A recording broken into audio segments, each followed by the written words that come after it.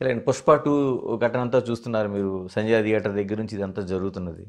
ఎలా చూడాల్సిన అవసరం ఉందండి ఇలాంటి ఇష్యూస్‌ని? ఏం చూడాల్సిన అవసరం లేదు. మనం కొద్దిగా జాగ్రత్తగా ఉంటే సరిపోతుంది. చాలా సీరియస్ ఇష్యూ ఏం కాదు అది. అంటే చచ్చిపోయింది కాబట్టి చాలా సీరియస్ ఇష్యూ, అది వేరే సంగతి. అవును. బట్ ఇలాంటి కెలామిటీ జరగటం అనేది ఇంతకుముందు చాలాసార్లు థియేటర్లో చచ్చిపోయారు. ఆర్టిస్టులు వెళ్లకుండా కూడా చచ్చిపోయాను థియేటర్లో. అవును. ఆర్టిస్టులు వెళ్లకుండానే టికెట్ల కోసం టికెట్ల కోసం తొక్కిసలాటలు తొక్కిసలాటలు. చచ్చిపోయిన రోజులు ఉన్నాయి.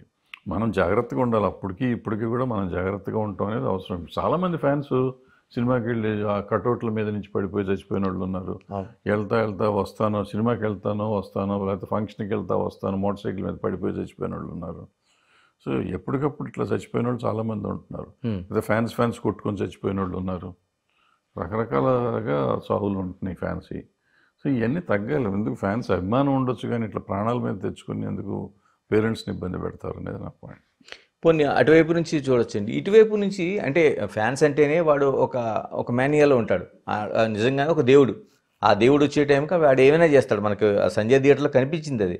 ఇటువైపు నుంచి తీసుకోవాల్సిన జాగ్రత్తలు ఏమున్నాయండి? ఎందుకంటే ఇటువంటి షోలు చేయడం దానిపైన ఇప్పటికే పెద్ద ఎత్తున సోషల్ మీడియా కావచ్చు, మిగతా ప్లాట్ఫామ్స్లో ఒక వ్యతిరేకత వ్యక్తం అవుతుంది. కానీ మనం తీసుకునేది ఏముంది సార్, ఇప్పుడు షో చేయకూడదు. ఫస్ట్ పాయింట్, థియేటర్లో షో చేయకూడదు. మనం ఇప్పుడు వేరే ఎక్కడ జేఆర్సీ ఫంక్షన్ హాల్లో లేకపోతే ఓపెన్ హాల్లోనూ చేస్తే అది కూడా కంట్రోల్ చేసుకుని జనాన్ని పోలీసుల్ని పెట్టుకుని భద్రత పెట్టుకొని చేసుకోవాలి తప్ప మామూలుగా వదిలేసి చేయకూడదు.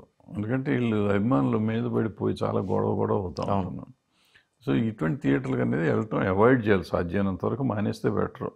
ఒకవేళ వెళ్ళినా కానీ ఎవరికి చెప్పకుండా, అనౌన్స్మెంట్ లేకుండా సడన్గా వెళ్ళి సినిమా చూసి సరడానికి పారిపోయి రావాలి.